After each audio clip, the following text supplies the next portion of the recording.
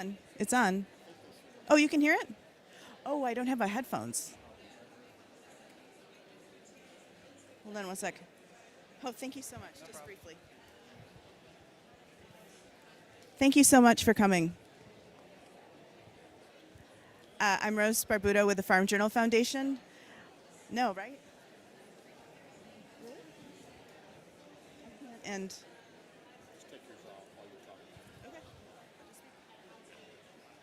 You don't want them on when you're talking.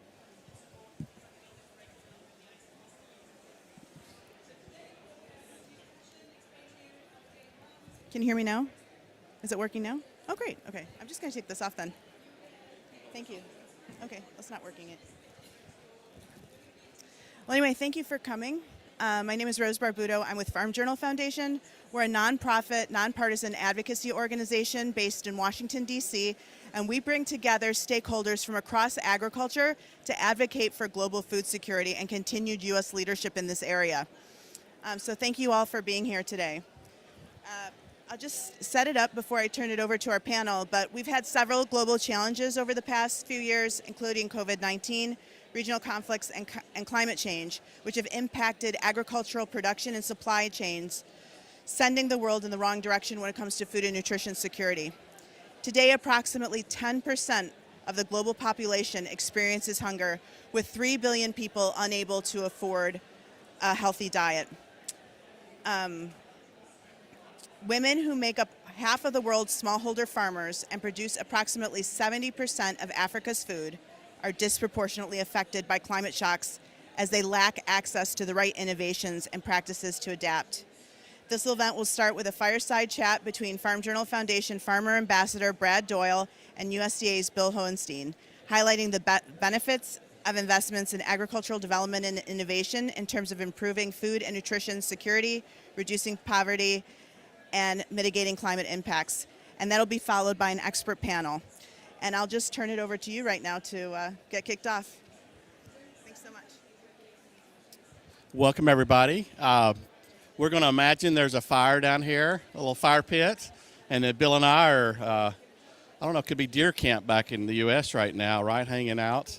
So I am a farmer, family farm. I farm with my wife, my son, brother-in-law, soybeans, rice, and wheat in northeast Arkansas. And we would probably be considered a small family operation.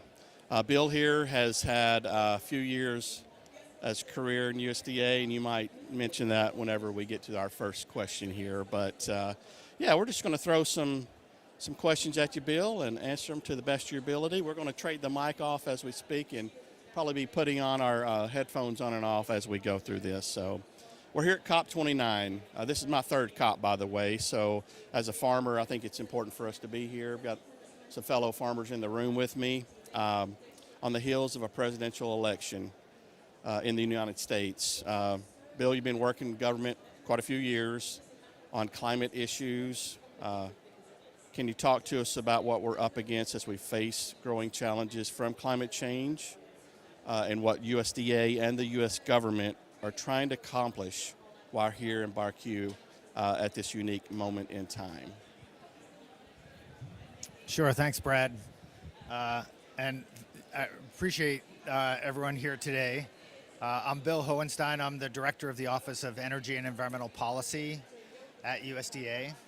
And I've been involved in this process for quite some time, as Brad mentioned. My first COP was COP 3. So that's the Kyoto Protocol, if anyone can remember that. And I've been to maybe over 20 COPs. I can't keep count. I started off in the Environmental Protection Agency as an economist, working on agriculture and forestry issues, but more importantly, how to mitigate greenhouse gases. And I've moved to USDA, and I've been at the Department of Agriculture since 2000, running our climate change program. And when I started working at USDA, climate change was something in the future. It was something that was going to happen. The models and the analysis showed that we were going to be seeing effects of climate change. There was going to be changes that we were projecting. What's changed is that it's here. We're certainly seeing the effects of climate change. You can pick it up in the data, you can pick it up in the trends, and you can pick it up in terms of the effects that it's having on farmers and ranchers and forest lands owners, not just in the US, but globally. So what we're doing about it has also changed. So when I started at USDA, we studied a lot. We studied a lot about climate change. Now our program is really about action. It's about taking action to build resilience within the agricultural community, to improve information that gets to farmers about the risks of climate change and what they can do to make their farms more resilient and adapt to the changes they're seeing. And we're also accepting the responsibility that agriculture has as a source of greenhouse gas emissions and looking at opportunities to reduce emissions and increase carbon sequestration. So it's quite an exciting time for our program. We're very busy. We have a lot going on in both the adaptation and the mitigation space. And a lot of the work that we're doing has global benefits. So as we work through how to work with farmers to implement the practices that both can improve soil health, improve water holding, make farms more resilient to drought and extreme weather events, those lessons we're learning, we want to share with the world. And we've established an international climate hub within USDA to do that, to take the gains that we have in knowledge about mitigation practices, adaptation practices, and really make them available globally. So that might be a good place to start, Brad. So myself and the fellow farmer here, we both are participating in climate smart ag programs in the States, looking at many methane release on his project, more CO2 release on mine. So great value of information that's going to come out of those programs. We're in the early stages of it, so will be interesting to have this discussion in 2 years and share with everyone what all we've discovered. You've led multiple initiatives, as you mentioned, and we might go into detail a little bit about including smallholders, farmers overseas. And what is the U.S. doing to help the foreign producers, not necessarily just in the U.S., because we have some great examples of what we're doing in there, but globally, lower income, things like that. Could you maybe give a few more specific examples on what we're doing there? Sure. No, thanks for that. Yeah, let me start with a program that's actually quite innovative. It's called the Partnerships for Climate Smart Commodities. I believe you're involved in that. The premise of that program is that the public cares about climate change. Consumers want options that are climate friendly and that have a lower impact in terms of on global warming, and that farmers can provide that. So farmers can implement practices that have lower greenhouse gas emissions, increased carbon storage. If we can measure that and market it as part of the commodity, as part of the gallon of milk or dozen eggs or pound of beef, consumers that care about climate change will be willing to pay a small premium, and that premium can help farmers invest in those practices. So that's really at the core of this Partnership for Climate Smart Commodities program. We knew as part of that we needed to widen the tent, and we needed to reach out to small and disadvantaged farmers. It's not just a global issue, it's an issue in the US as well. We have lots of small and marginal farmers that oftentimes are left out of some of the programs that we have. And so we made a concerted effort to make sure that there was outreach to those farmers and those communities and to draw them in. They have different needs. They don't always work with USDA. They don't know how our programs work. They don't always have the capacity to write the grants or fill out the forms. And so there's a lot of work to do on the front end to make sure that they're comfortable working with USDA, that when they're coming into these partnership projects, that they're actually helped along the way. So that extension and capacity building is really important. On the global side, those same lessons hold. So tremendous potential globally. Really important to focus on the practices that can not simply address greenhouse gas emissions or build resilience, but improve the livelihoods of farmers to make their operations more economic and more profitable. And a lot of that means productivity improvements. So thinking about the practices and the techniques that can improve on-farm productivity. That means more than just giving a farmer a check or giving them information. A lot of it's follow through. A lot of it is when globally when we're working with farmers, making sure that the investments are there to help them along the way. Again, we work with our partners in USAID on that.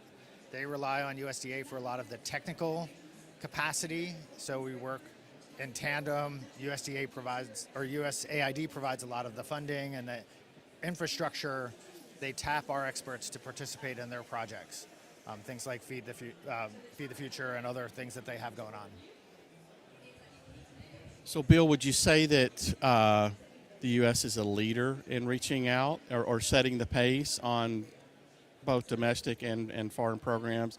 And then maybe also comment, I think it's important for everyone to know the commitment that USDA put forth in the initial funding announcement, and then I think additional funding, because there was such a huge demand for applications that they came back and had some more money, and maybe what you see in the near future on that funding opportunity. Yeah, I don't know about leader. I think what we're looking for is partnerships, right? So we certainly have a role at the federal level within the United States.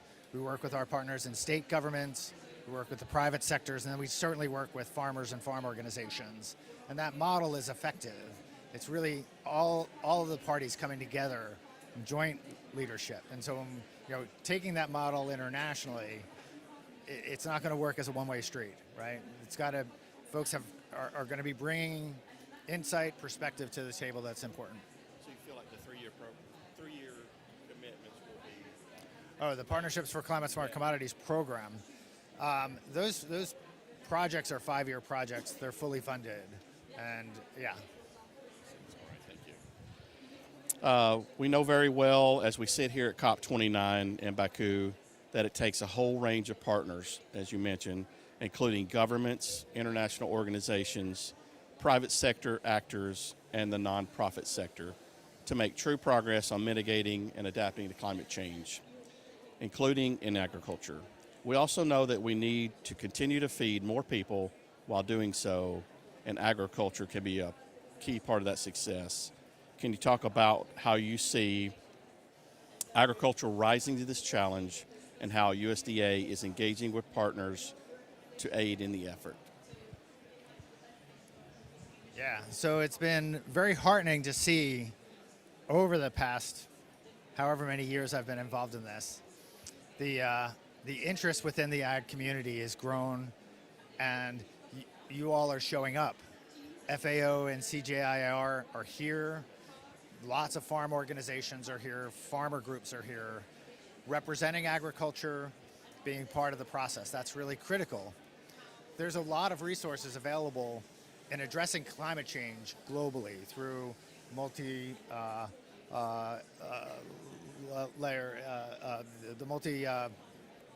international development banks, through a lot of climate finance.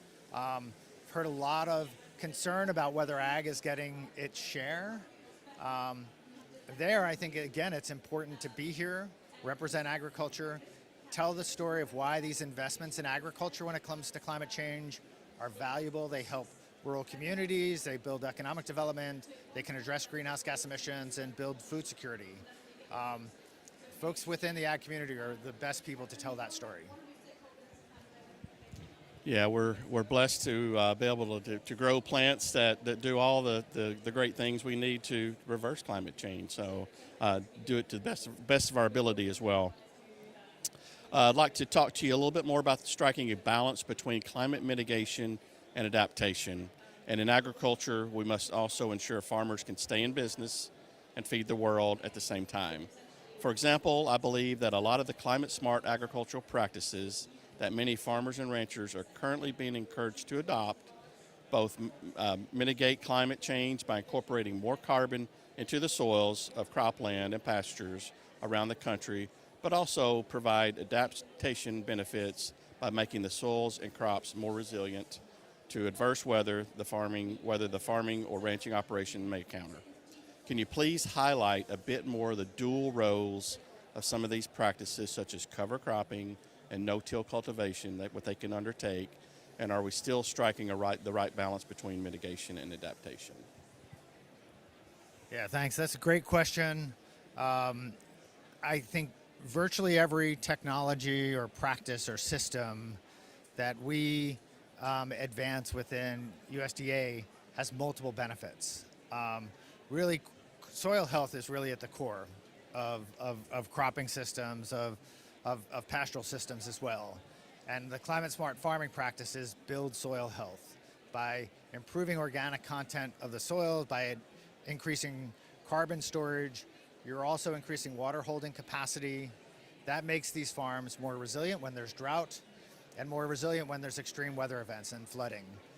So certainly the link between soil health and broader resilience is there, but it's broader than that. So when we think about nutrient management, nitrous oxide is the largest source of agricultural greenhouse gas emissions in the US. And improving nutrient management, improving fertilizer efficiency, really critical to addressing that source of emissions. It can also be a real benefit to farmers. If they are using nutrients more efficiently, they're going to be spending less on fertilizer. If they're going to be applying it at the right time in the right form, it helps them on their farm as well. It improves water quality. So multiple benefits. And I could go on talking about manure management and capturing renewable natural gas from livestock operations. Just a whole host of things we're doing within the sector. Not only mitigate greenhouse gas emissions, they improve the economic stability of the farm and improve the resilience in terms of all sorts of threats, including climate change. Well, thank you, Bill, for giving us a great overlook of what USDA is doing. Farm Journal Foundation, just FYI, huge supporter of farm research, USDA programs, universities. Many of us have a lot of on-farm research projects ourselves. And, it's tough sometimes to encourage your farmer who's been doing the same thing that his dad and grandfather did, or her grandmother, grandparents did.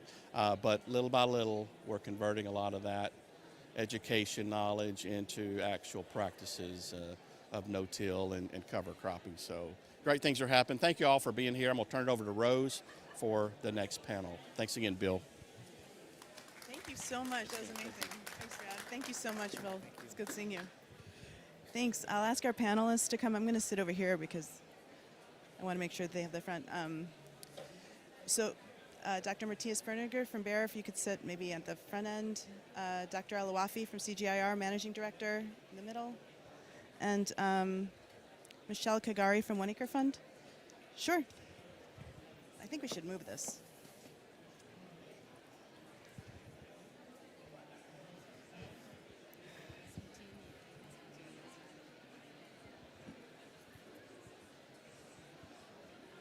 We're really honored to have these three panelists here today. Before I start, is this the only mic we have? Okay, just checking. All right, so with that, I will turn to Michelle and just ask you to introduce yourself, your position, and your organization briefly, and then I'll get to questions. All right. Hi, everyone. My name is Michelle Kagari. I'm a Senior Director for Government Relations and Policy with One Acre Fund. One Acre Fund is a social enterprise. It's an agriculture service provider working with smallholder farmers in sub-Saharan Africa. We are currently working in 9 markets in sub-Saharan Africa, and this year we've served 5 million plus farmers. We provide a bundle of services, and our mission is to help farmers have sustained livelihoods, farm rich soils, have food and nutrition security, access to markets, and help them get pathways to prosperity. Thank you. Thank you, Michelle. Here is Ismahan El-Wafi. I'm the Executive Managing Director of the CGIAR. And the CGIAR, it's a group of research centers. We have 13 centers across the globe. You are actually in the pavilion of CGIAR and FAO. And we do basically public research that is mostly targeted to the small-scale producers across the world, with a particular focus on least income countries and low-middle income countries. Thank you. Yeah, good afternoon from my end. My name is Matthias Berninger. I work for Bayer. Bayer is one of the largest agriculture input providers. We have a annual R&D investment of 2.5 billion euros. Invest a lot, also in partnerships. So, for example, a lot of the smallholder work that you are doing is work where we also participate. I think we come later to examples. And overall, we have an objective to serve 100 million smallholder farmers by 2030.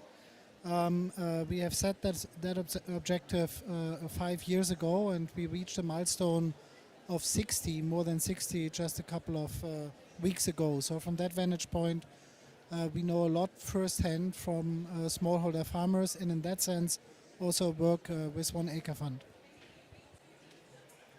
That's great. I'm so sorry about only having one mic, but I'll start with Bayer. And climate change is devastating smallholder farmers and livestock producers in lower income countries, exacerbating food insecurity, as we all know, as I pointed out at the beginning. Can you talk about how Bayer is working with smallholder farmers to improve livelihoods? And what is the potential for private sector investments to improve food and nutrition security in light of climate change? Yeah, I mean, one thing that I think is also a topic almost at all events here, either it's openly talked about or people think about it.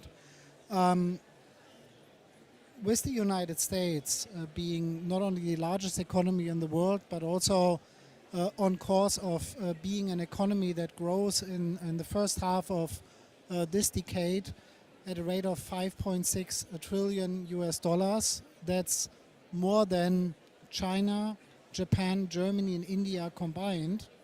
A decision to slow down on climate action will have a devastating effect on the rate of temperature increase.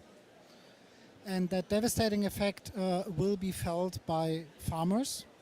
Some of them have access to innovation, access to financing, for example, crop insurance, and others don't. When we talk about the 500 million to 550 million smallholder farmers, you already mentioned the majority of them are women.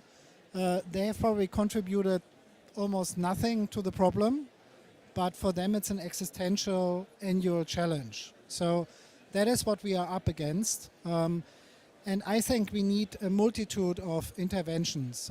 One is crop insurance. That's an innovation we need to make accessible to smallholder farmers. We need to work on crop systems, not just crops, but crop systems that are better resilient, more sturdy against climate change. Here, access to these kind of seeds is really important, and we need to work together with everything we know and everything we now can do with modern breeding technologies to address quite a multitude of seeds, especially orphan crops. And then the third thing I want to say is that these smallholder farmers need better access to inputs like fertilizer. So we are not in the fertilizer business, but wherever I go in Africa, the question of fertilizer access is a crucial question smallholder farmers ask, and they don't have the access even though they desperately need it. We talked about overuse of fertilizer in some part of the world. In the earlier panel, we had that conversation. We have a different problem when it comes to smallholder communities in places like Tanzania, Ethiopia, and you name it. Thanks. I'll turn to Ismahan now. How are research and innovation investments bolstering global food and nutrition security in the face of climate change? And looking forward, how is your climate work looking to drive better nutrition outcomes in particular? Thank you very much, Rose. I think Matthias explained very much where the problem is and what challenges we are up against. And I want to just remind ourselves, for the last 400 years, whenever we had a crisis, it was science and innovation that saved us. So all the innovation we take for granted were not here 400 years ago, 200 years ago, 50 years ago. So given really the urgency of the problem with climate change, just last week there was a huge flood in Chad, in the desert of Chad. Just a month ago there was the most torrential rain in the desert in Morocco, in South Morocco. So there is, and we heard about the Pakistan, we heard about the white. So the variation of weather is a reality. And I was really stuck yesterday. A climatologist said, basically what we came to know now, normally all our models is based on the past, but the past is not anymore a reference, so they cannot ever more model what's the future going to be. So that's where we need science and innovation. So we can't really, again, get out of this mess unless we have tools and we have technologies and we have innovations. So the variety that used to grow okay in any ecosystem 20 years ago wouldn't grow in few years or doesn't grow right now. There was a study that shows that basically takes the same seeds that were used 50 years ago in the field that are in gene banks and try to grow them now. And they had the analysis on nutrition. And that's the way how we find that carbon concentration in air affects the metabolism of nutritional values in crops. So this is a reality. So how do we get out of it? It's science. And that's where gene banks are super important. As you know, CGIAR as custodians of a number of species, mostly from Article 15 in the Plant Genetic Resources Treaty. So, and those gene banks right now are helping us to find forages that reduce methane by 50% in livestock. These gene banks are helping us to find, again, forages that reduce N2O. Those gene banks in the rice, for example, we find rice with 19% protein. And we find a rice that is anti-cancer for breast cancer, for colon cancer, for chest cancer, and it is under continuing research. So there is a lot of things in nature that we need to pull out. In the past, it was very expensive because science, particularly the omics technologies, were very costly. Today, they are not as costly as in the past. And hence, it's very important for us, particularly in the private sector, definitely, but also in the public sector, to do really innovation and research to find solutions that are better today for those 550 million smallholder farmers and in the future. And maybe just to touch up on finance, Matthias, I heard numbers that also were stuck with me. We have $2 trillion in the MDBs, in the multilateral development banks. There is 200 trillion in the private sector.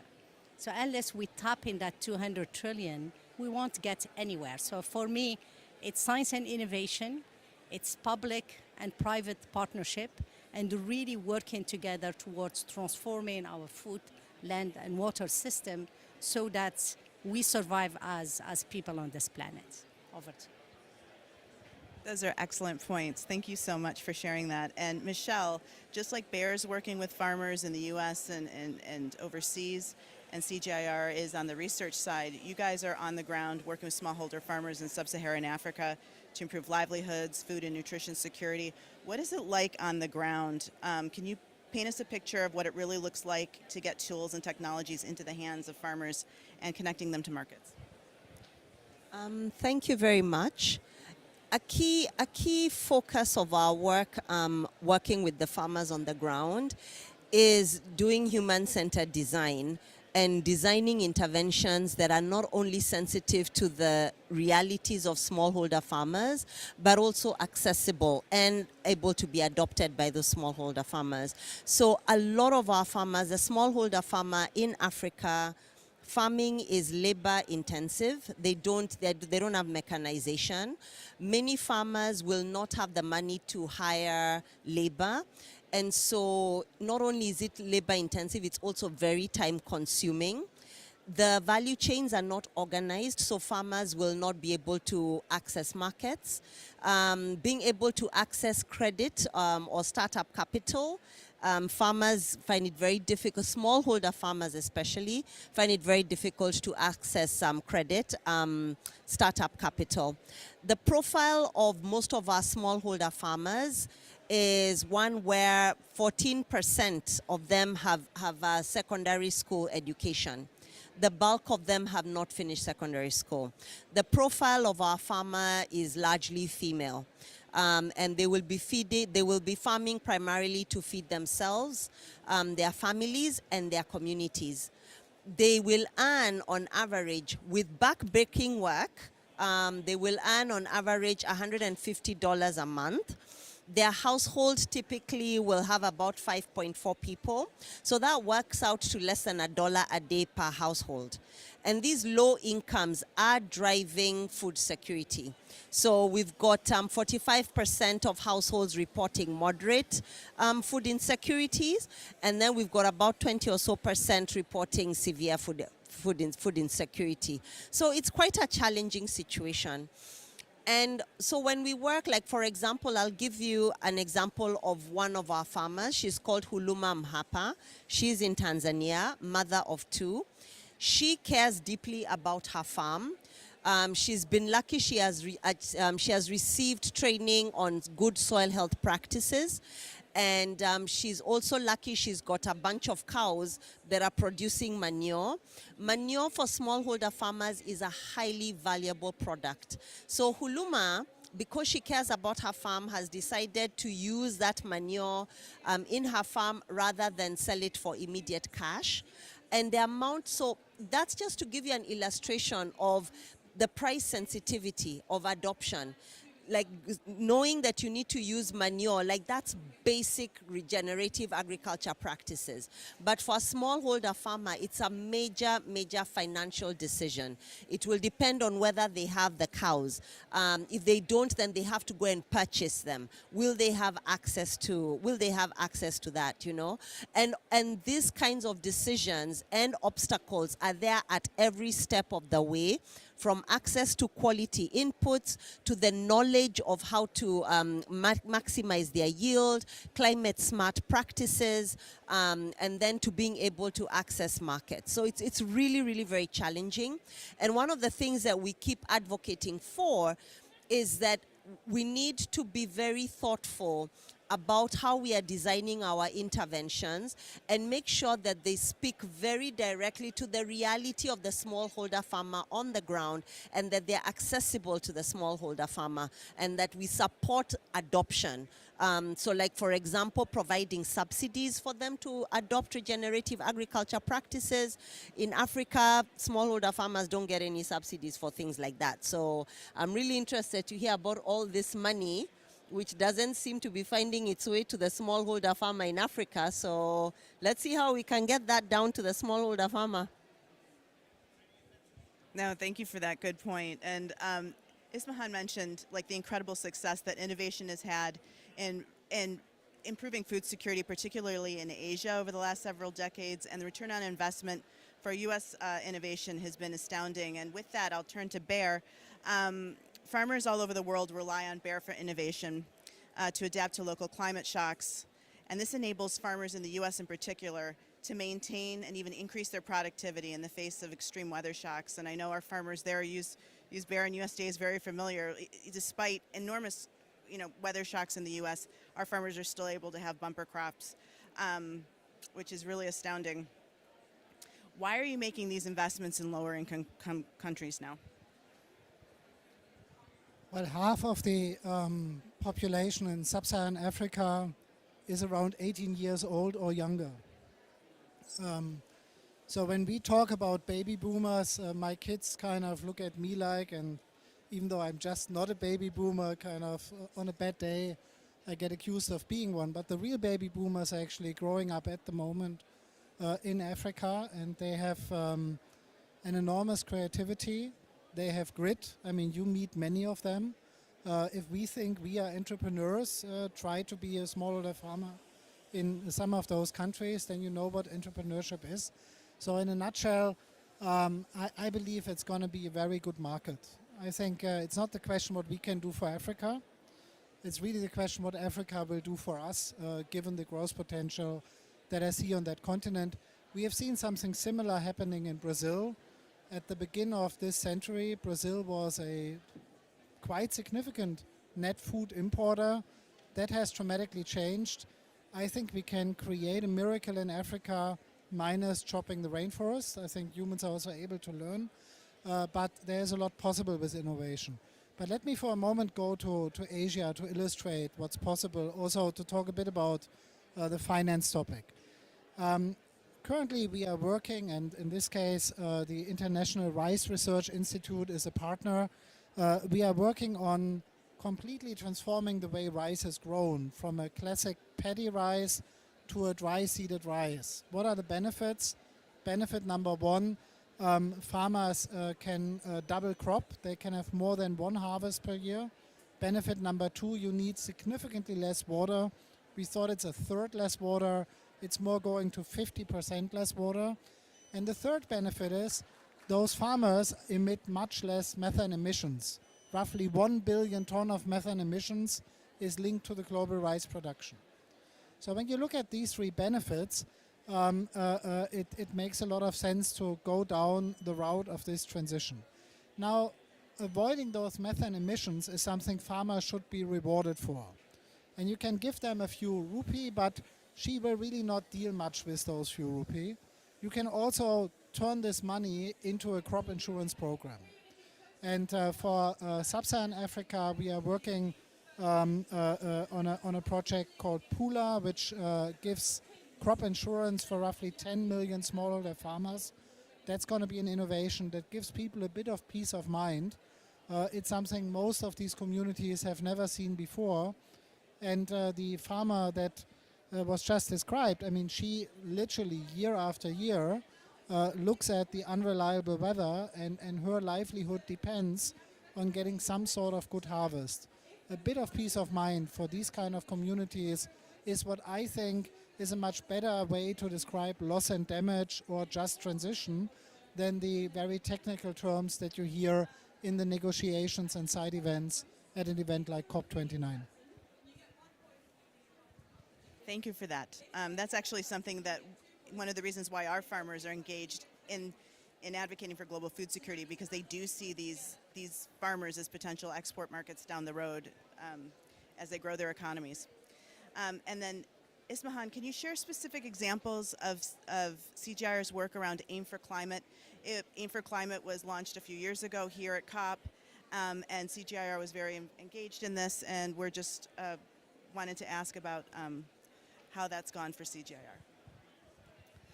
So for us, really, Aim for Climate was like a movement. So we were really excited to see an agriculture mission for climate. So because we have been talking about agriculture as being part of the solution, but unless you invest again in science and technology and innovation, unless you bring that innovation or technology to the farmers, you won't get to the impact that we are looking for.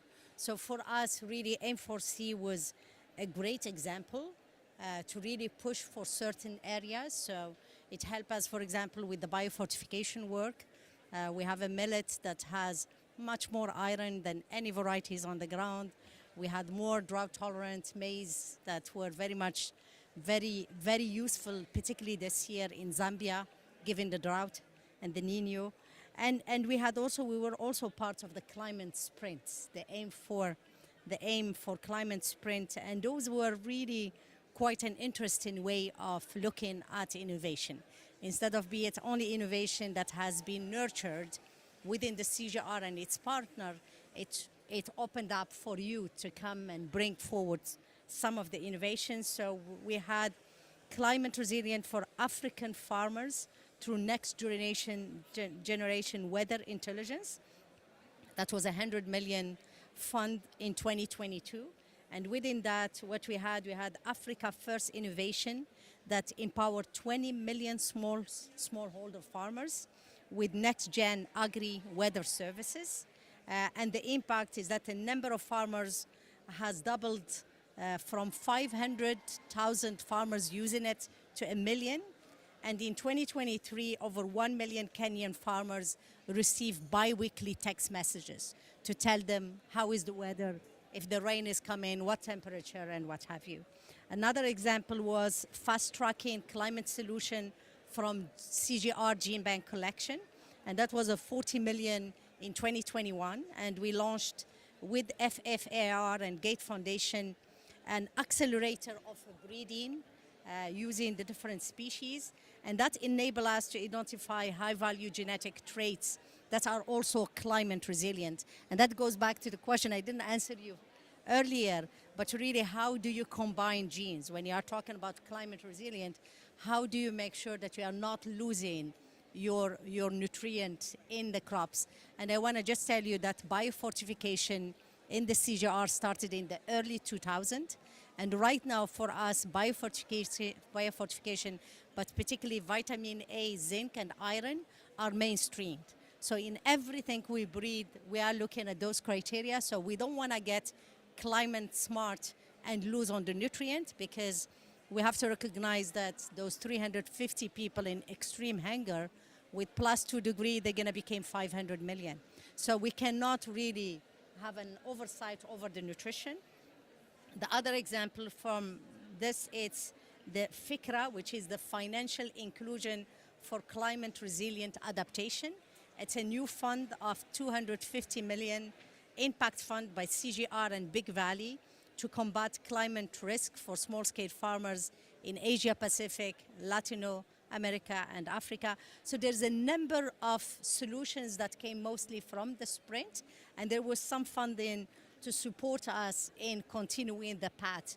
Not only, we mentioned a lot of breeding, but also in agronomy, in practices, in moving forward the regenerative agriculture and finding models that both increase productivity, but also maintain salty health and maintain the biodiversity in different ecosystems.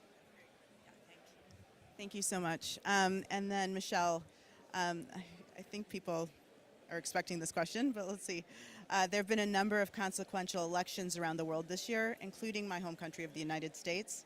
Given your work in government affairs and with a global perspective, what challenges and opportunities do you see in the political landscape for smallholder agriculture? Thank you. What I'd say is that my global perspective is actually an African perspective, because that's what I know. So let me speak to what I know. What we do at One Acre Fund is we take a very pragmatic approach. And so, yes, it is true that there will be a lot of pivotal elections. You'll have changes in government. But at least in Africa, most of the time, what you find is that it's the political people who change over.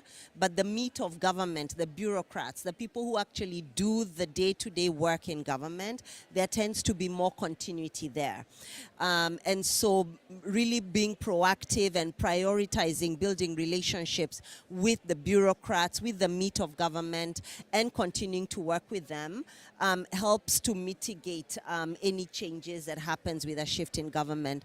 Also, like when you've got governments, the international community, when you've got governments that have made commitments, such as the SDGs, the NDCs, these do tend to survive political transitions, at least until they're up for renewal.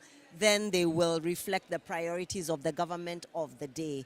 But then again, what we have found is, like now in the case of where America, there's a change in government, that might manifest with a shift in priorities, and maybe an area that was not getting as much resources will get more resources.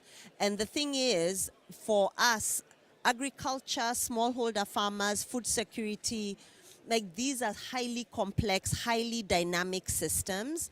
And so being proactive, being creative, I have found that you can usually find a way in to engage with a government and find a way to work together and move your agenda. What's critical is that proactive approach and building that relationship with them.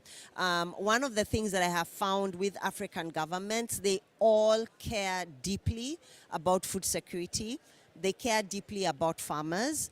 And so being able to align on your shared goals and what you want to achieve and what you're bringing to the table that is helping a government achieve what it wants, I have found that that approach tends to get quite some good traction with governments.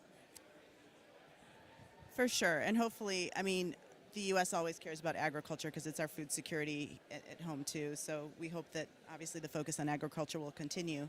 And then this question, I'm going to turn back to Matthias to talk about what you'd already mentioned a little bit about your collaboration with CGIAR on rice.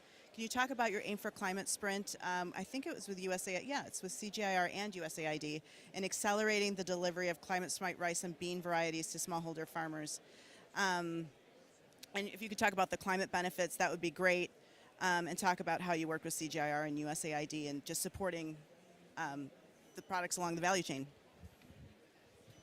Yeah, one of the great programs of USAID is Feed the Future. It has just been relaunched a couple of weeks ago and has been heavily supported when you look at the people who were there on a bipartisan basis in Congress. So of course the hope is that that stays.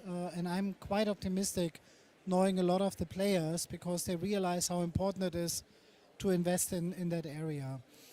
I talked about one example of a kind of more climate-oriented research and development program, but to be honest, we have basically streamlined all our budget now along the lines of mitigation, adaptation, and access. So the 2.5 billion we invest in research and development is anticipating much higher temperature than what has been agreed in Paris. Not because we like it, but because we feel that our customers, that farming communities around the world need a realistic perspective on the kind of plants they are growing. One of the real good news, and they are not often good news, is that the research program that we have on driving yield is also consistently delivering a better sturdiness against the changing climate. That is great, but that is not necessarily a given. In other words, it could have been something different. So we could have lost a lot of investment in driving yield in crops and then kind of have a sort of crop that is not as resilient against climate change. The good news it is. So that means a lot of money we invested in certain areas is well invested in line of what's going on. We are also working on nitrogen fixing crops, and here I'm talking rice, I'm talking wheat, and I'm talking corn. I believe that especially for the miracle that we need to create in sub-Saharan Africa, we need these kind of crops. I'm skeptical. I just need to look at electrification in sub-Saharan Africa at the moment. I'm skeptical that we will be able to deliver fertilizers at a pace needed to grow yields, which is why crops that are no longer depending on fertilizers or no longer depending as much on fertilizers is a huge bet I'm very passionate about. And the last point I want to make is not everything is possible. CGIAR CIMMYT had a study on wheat. They looked at all wheat variety and how they perform against certain climate scenarios. And only roughly a third kind of makes it in the near future. In a future far out with very high temperature increases, we have an even bigger problem. So what I'm trying to say is, let's not assume that technology can solve all the problem. If we don't rein in the temperature increase, at one point we will all hit a wall. And that is, of course, the moment for food insecurity that we all want to avoid, which is why adaptation is a big deal, but without mitigation, adaptation gets us nowhere. That's a great point. And now I'll turn to Ismahan and just to see about CGIAR's working with local partners is instrumental in ensuring progress on transforming nutritious food systems in the most vulnerable communities. How are you leveraging your presence in country to work with local partners, including the private sector, to ensure impact? Thank you, Rose, and that's a good opportunity really to talk about partnership. I think we all mentioned it one way or the other, but I think really partnership and working in the countries where this solution is to be deployed is very important. So given our size and our 10,000 employees, our program in about 80 countries, we're really very proud that we have more than 3,000 partners in most least and low middle income countries, and that really allow us to work hand in hand and co-design with those partners. I want to give you examples of some breakthroughs. One of them was with the African Development Bank. It's the TAT program, that is Technologies for African Agriculture Transformation. When money comes with innovation, you could do things very quickly. So we were able to provide climate smart seeds to 12 million farmers in 27 countries in less than 3 years. And I think really that shows that we can do much more. It has impacted and benefited 1.5 million people through 30 heat-tolerant varieties that Matthias mentioned. And this is all of it was only possible because we did much more on what we call capacity sharing. It's not only capacity building, it's both ways. It's learning from the local knowledge and combining it with innovation. There is the other example, which is the IDAC with the US government that also helped us quite a lot to get to a large number of farmers in a very short time. So, and it is mostly enrolled in Tanzania, Zambia, and Malawi. And with the IDAI, we were able to reach 3 million smallholder farmers. And that's really great. 44% are women, so that's the target, the 3 million. And in 1 year, we were able to reach 1.4 million farmers. And that gives you really that with that, you are helping not only 1.4 million farmers, but 1.4 million households. The other examples I have, it's using a program in Zambia called Atu Bandike, which means let's chat. And that's mostly using digital to really spread the knowledge and to reach out to much more larger number of farmers. We have about 4,000 that's already enrolled within few weeks. So definitely when we talk about partnership, in my view, I think we tried very much copy-paste. We tried very much bringing knowledge from the north to the south without enough research and localization and adaptation. It did not work. We have failed. And the only way going forward is really to co-design, to give value to the local knowledge. And I always tell my scientists, the best is that a scientist from the CGIAR that knows the knowledge work with the local farmer or the local scientist who nobody knows better than them that ecosystem, and speed up and leapfrog development. So partnership is key. And I think partnership, it's two ways, it's not one way. And for us, we're really focusing on South-South and triangular cooperation. But I think there's a lot, for example, to bring from Brazil to Africa.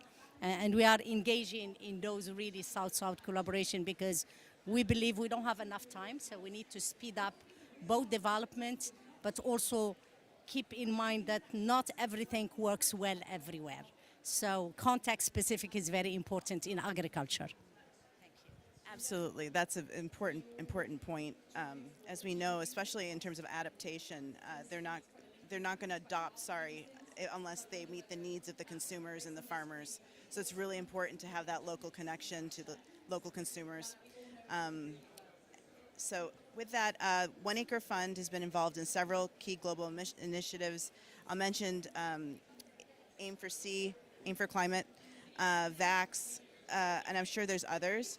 Can you reflect on progress and or challenges that you've seen as you've partnered on these initiatives? Are all the partners at the table, and where do we go from here? And I'm going to ask all three of us to answer that question, like where do we go going forward? Because I think I have the three smartest panelists here at COP on agriculture and food systems for smallholders, and so I'd love your thoughts on that. Thank you. I mean, just as my fellow panelists have said, like working in partnerships is absolutely essential, like it's foundational. We're dealing with such a big, complex issue. Everyone has got something that they're bringing to the table. We need to put our heads together. When I reflect on how far we've come, and I think that just 3 years ago, it was in Sharm el-Sheikh, was the first time that food was even on the agenda at COP, you know. And then last year in Dubai is when for the first time we had the non-binding statement on food, right? And so we are making progress. I do wish, while recognizing that wishing for things that should have happened is futile, but I do wish that as as food systems stakeholders, that we had gotten organized, we had started working more closely together sooner, I think would be much further now. But we are where we are, and with every year, my experience is that we are getting a lot more organized. There's so much energy in a lot of the coalitions, and there's always room for more and more voices to come in. I definitely want to see more smallholder voices around the table. So that's one of the things that as One Acre Fund we keep pushing for. In terms of where do we go from here, and this being the finance COP, it's definitely about, well, then let's make sure that the financing is there to enable food systems to be resilient, to be able to live up in the face of climate change, for One Acre Fund, for smallholder farmers to be able to live in the face of climate change. And one of the things that we did this year, drawing from our model and how much it costs us to serve a farmer, we have started testing how much it would cost to give a farmer an enhanced package that sets them up for success in the face of climate change. And what we have found is our basic model, which is just the essential of training, quality inputs, trees, and insurance, it costs $92, but an enhanced package which integrates like best agronomical practices, support to adopt regeneration and other climate smart practices, support to enter into markets that will generate new climate resilient revenue. So for example, climate carbon markets, or even market access for high value climate smart crops, and then having proper insurance, not just covering yield losses, but whole farm losses that can provide a meaningful safety net. This package, our preliminary data shows, will cost $300 per farmer. Now, when we extrapolated that to cover our conservative estimate of the number of smallholder farmers globally, what we found is we need 153 billion to serve smallholder farmers. Right now, only 2 billion is going to smallholder farmers. So we have a finance gap of 151 billion. And I'm really excited to see what we do as food systems people to advocate to increase financing for smallholder farmers, how we can access and tap into all these trillions of dollars that I've had is available, and see how it will get to the smallholder farmers to build their resilience. Thank you. So for me, I agree with you. The number says that only 1.7% of all money in the ag sector reaches smallholder farmers. So there's an issue within the ag sector, and there's an issue between sectors. Only 4% of finance, climate finance, goes to agriculture. So there's a lot of discrepancies that we need to look at. For me, going forward, I would call it that, for me, this picture, the one behind you, the one here, talks. So we have to really be very women, gender sensitive. We need to do more for the women, particularly in rural areas. Not women like me and Michelle here, but rather women in the rural areas. The second point for me, it's more diversification. So the time where we could go only with few crops or few animals or few fishes does not work for climate adaptation. So unless we diversify our production systems, we're going to be doomed, all of us. And the third one, everybody should invest in adaptation, so including least income countries. So we can't say that 1% of your GDP in innovation is enough. There was the target of 3, only few countries reach it, like Germany. So I think really 3% of GDP at least in innovation and in finding solution. And with that, the only way to do it is to reduce money in defense. Europe now gonna multiply their defense money by 7. So instead, in my mind, we should reduce money in arms, put money in food security, put money in nutrition security, and put money in climate restoration. Otherwise, everybody go that path, and the more money you put in defense, the more wars you have. So do we want more wars? No. We want food security, we want interest security? Yes. And I think really we're not talking enough about it. If I show you, I have a slide that shows there is $35 trillion going to arms. So the numbers are really, when you look at the numbers, it's incomparable. So unless we speak up for peace and for food security and nutrition security and protection of environment, things gonna remain the way they are. Thank you. Yeah, what to say to build on that? I want to say very concretely for farming communities, access to family planning is one of the key things we need to realize. We have promised by 2030 that every human on Earth who wants to have access to modern contraception will get access. We are a bit away from that goal, but unlike other SDGs, I think that's an attainable one if we all put our arms around it. So that's a big one. It's probably, and that's the kind of anecdotal experience I have when I visit farmers. It's probably one of the most important elements to guarantee a reliable income. So I just spent a few days in Ethiopia. I met one farmer, Janet, basically 2 oxen, 1 cow, 4 chicken, 2 children and 1 husband.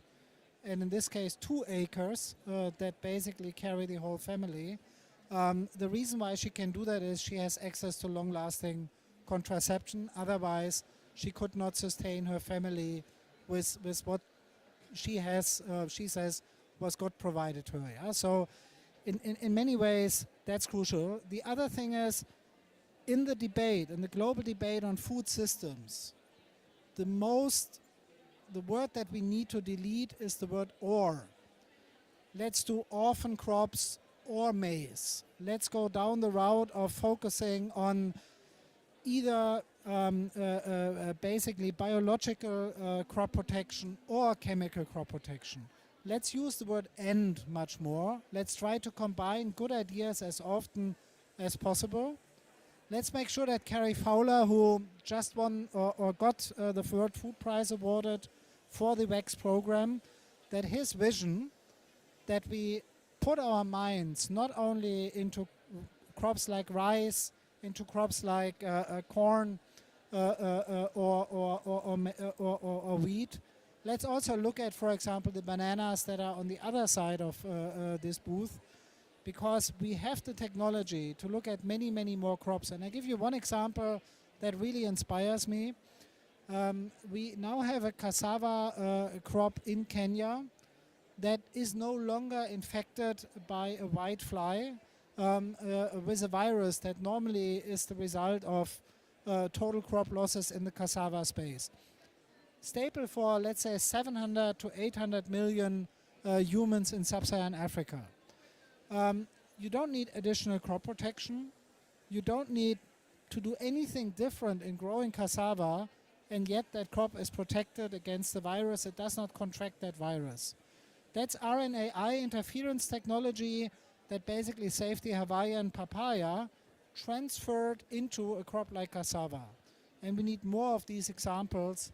The last thing we need is we need to conserve the political will. In the 30 years I'm in this business, I've never seen as much commitment in governments in Africa to focus on a food security strategy that really strengthens farming communities. They are sick and tired of paying a huge food import bill, and let's make sure that that political will prevails, because it's going to be quite a rocky road to increase yields way above population growth in those countries. Once we have achieved that, yields way across population growth, then you have a positive reinforcing flywheel that will allow Africa to basically create food security through their own creativity. And one thing I'm very optimistic about, there is more than enough creativity in smallholder communities in places like Africa, in other communities in Central America or Southeast Asia. So we have enough people, we have enough creativity, we just need to unleash it. Great points. Thank you. And we have a few minutes left. So what I can do is if there are audience questions, if you want to stand up and relay the question, I can then put it, speak in the microphone and see if we can answer them. I don't know if I can take maybe a total of 3 questions, I think. So, hi, you're welcome to say something, and then you'll be next. And then is there a third question or just 2? I guess just 2 questions, please. Oh, I do. Okay. Thank you. Thank you for the speakers. My name is Amira Abdurrahim from Sudan. My question, how is developing resilience value chain for smallholder in facing climate change? Thank you.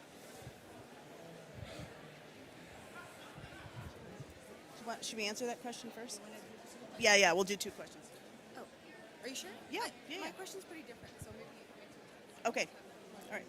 Go ahead. Thank you. For One Acre Fund, the way we are approaching building resilience is first and foremost, you have to take a multifaceted approach.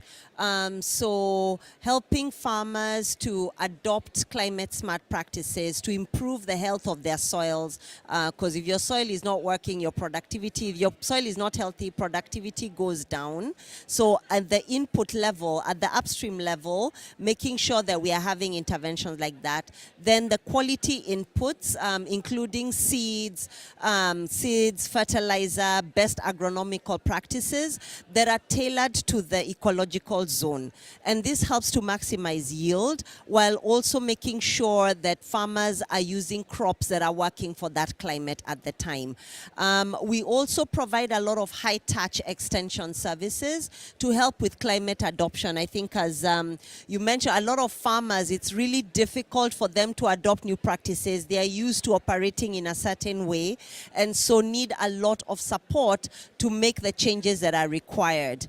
At the same time, in terms of developing resilience, we are also looking at ways to help farmers diversify their income stream. So with the crops, yes, we are definitely looking at things about like diversifying the crops that they're planting, using intercropping, and then also increased agroforestry. That not only gives them like an asset base, so like if they're planting trees that they can sell for timber after 5 or 10 years, or they're planting fruit trees, or we are working with farmers to plant trees and trying to get them access to carbon markets. When these mature, and if we're able to overcome the obstacles that are currently there with farmers being able to access these markets, we are hopeful that that will become an additional source of revenue that will be climate resilient for farmers. And then the other area that we are really investing in is market access for high value climate smart crops. Being able to get the certification, like working with farmers to get like with avocados, GCAP certification, so that their produce is able to access European markets. And then making sure that they're getting a fair price for their produce. This is also providing climate resilience revenue for them. Now, when these streams mature, our hope is that they will end up providing quite substantial revenue for farmers. And then, of course, we don't forget insurance. Insurance is huge because, like right now, the insurance products that are there on the market don't necessarily provide like real safety nets for farmers. They will be focused on like yield losses. What we are pushing for is to have insurance that covers whole farm losses. Yeah, so those are different interventions that we're using that will hopefully help. So if we have time, I was very glad to co-author a paper on resilience last year with Tom Hurtle, and I'll be happy to give you the connection. And basically what it says, the paper, is that resilience, it's about if you are here, if you have a shock, resilience, it's the ability to bounce back, at least to be close to where you are. And the paper, all of it talks about diversification. Diversification of production system, diversification of policies, diversification of market, diversification of stakeholders.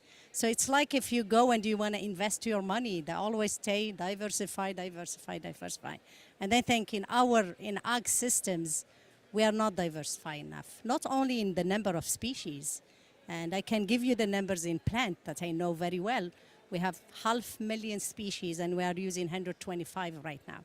125 from 500,000, that tells you that we are not diversified, but also market, technologies, stakeholders, and so on and so forth. So for me, really, when you see people after a war or people after a typhoon, and you talk about resilience, so how could you really have a variety, if we go to rice, a variety that produce okay, but that still have salinity tolerance if you have a typhoon, or also can have lodging resistance if it's too much productivity. So it's a number of criteria that you could put, but that's not enough. It's the whole system that needs to be resilient. What they said. Thank you. Those are great answers. I'll turn it to you. Hi, I'm Melina Walling. I cover agriculture for the AP.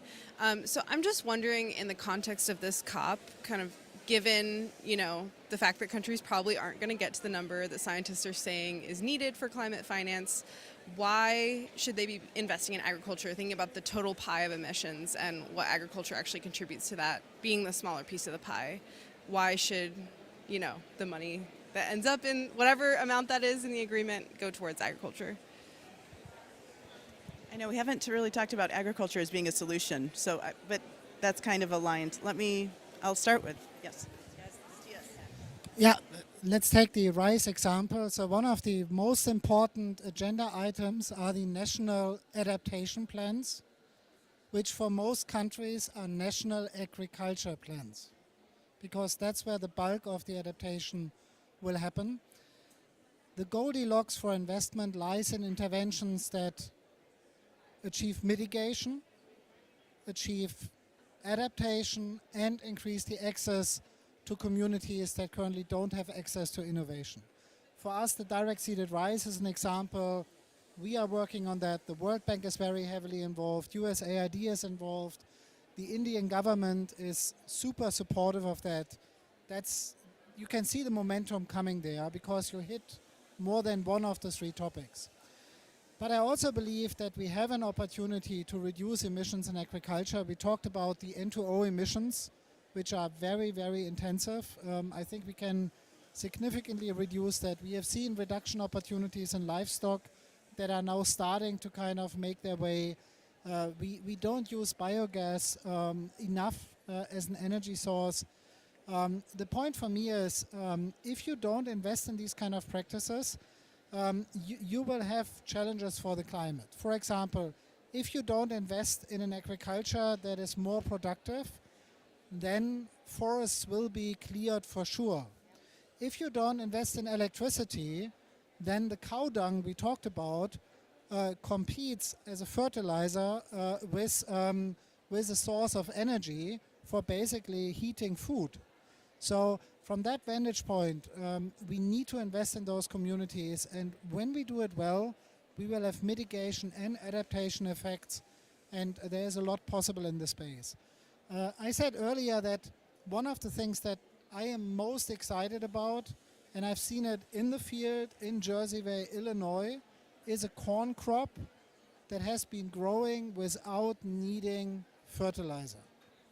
It didn't need any of the fertilizer that currently feeds half of the world.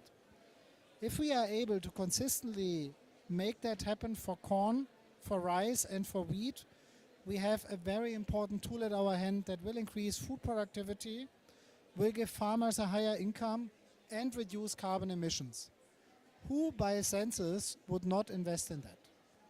That's the reason why we need to invest in it. And as you have said earlier, these conversations didn't happen 3 years ago. And it's not a surprise that only after adaptation became a topic here at COP, agriculture really had a seat at the table and wasn't just on the table when it comes to conversations about climate.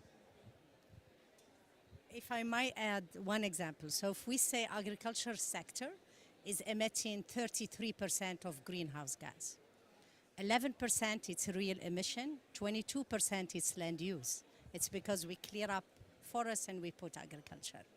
So if we want to solve the issue, how could we not invest in a sector that is having a third of the problem? That's one. The second one, I think, and we have, as a matter of fact, we have an event on just transition for agri-food system tomorrow on the Agriculture Day and the Water Day. Please come to see it at 6 o'clock. We need a just transition. That's how energy got where it is. Energy 20 years ago got their guts together, they organized themselves, and we were all talking about just transition for energy, and you see how much investment happened by countries, including least income countries, how much subsidies we put in it, how much support we gave the technology, the companies, private sector and public. That's what we need for agriculture, because it's 33%, and because on the top of that sector is feeding the planet. It's not feeding only the poor, it's feeding the poor and the rich. So the primary request from agriculture is to feed people. That's number one. And that's why always we have to remember that numbers of hunger. Are we doing well? Is it everybody having food, which is a human right, in my view? So that's one. The second one is how could you feed the population, the growing population, without damaging the environment? And that's where the just transition, it's important, because right now if we scale up the technologies, we could feed the people and protect the planet.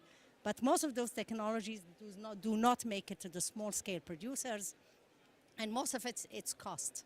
So we need really, if we need something we need to subsidize, is definitely innovation to the farmers. The example of Matthias of a plant without fertilizer, it's wonderful. But there are many other innovations that we need to bring to the small-scale producers, and without financing from the climate finance, we can't do it. I'd just add from a smallholder perspective, so everything that they said. And at the same time, smallholder farmers, they are on the front line dealing with the impact of climate change. And it's not that simple to say we are going to increase investment in innovation and then getting to a point where a smallholder farmer has been able to adapt that innovation and has been able to get the return on investment so that they're able to live in the face of climate change. And so being able to transition between the great ideas, the great innovations, to actual adoption by farmers on the ground requires significant investment. And not to mention that where we are right now, there's a huge financing gap between what is required to help farmers live in the face of climate change and how much is actually going to agriculture. Thank you. So the question is, why should we be investing in agriculture at these climate talks? From what I understand from our farmers, they definitely think that there needs to be more investment, and agriculture needs to be at the top of the list because they're on the ground dealing with climate every single day, and they can actually implement some of these solutions tomorrow. It's not like 3 or 5 years from now when people change, their sources of energy, but it's like they can start using feed to reduce methane emissions like the next growing season. So we have the capacity to be a solution. We have the capacity to actually implement solutions very quickly because of our operations. It's kind of plug and play. And then I'm going to turn to our farmer, Brad, to see if he wants to add to this, because I think that it's a good question for a farmer to answer. Like, why should we be telling governments to invest more in climate at these climate talks? Sorry, in agriculture at these climate talks. So I'm really excited about the no fertilizer crop. As a rice farmer, wheat farmer, it's very exciting. My wife complains all the time about our fertilizer bill. So she is a plant breeder, so we understand the genetic potential too. We hadn't really talked about genetic, but they play a huge part of this story. But yeah, it's all about incentive based. Right now, for a farmer to put in a cover crop in my part of the world, which to them is a nuisance in a lot of cases, it may prevent them from planting earlier than they'd want. So there's challenges with choosing some of these programs, but incentive-based. If there's USDA support or private industry support, a partnership, hey, plant this cover crop of cereal rye or a blend of seeds, and it's going to do this, restore this much carbon and we'll pay you this amount. I mean, that's real money that would help go towards the expenses and a bottom line of a farmer. So we need that open relationship. We don't need someone just telling a farmer this is our price, take it or leave it. I mean, there needs to be a back and forth conversation because it has value to the person paying, and then the farmer needs to have value in it for their operation. Because in the end of the day, farmers are businessmen and women. They have to pay the bills. Yes, absolutely. And the emissions part is, I mean, that's the plant's job to do that, but we need to plant it in the right time and the right variety, and it sounds like the future is bright on genetics. So looking forward to that no fertilizer plant, because that would be huge worldwide. It would be. Do we have any other questions? I have time for maybe one more question. If not, we will thank the panelists. All right, with that, thank you so much. Can I have a round of applause for our amazing panel? Thank you so much. Thanks for Brad for chiming in at the end.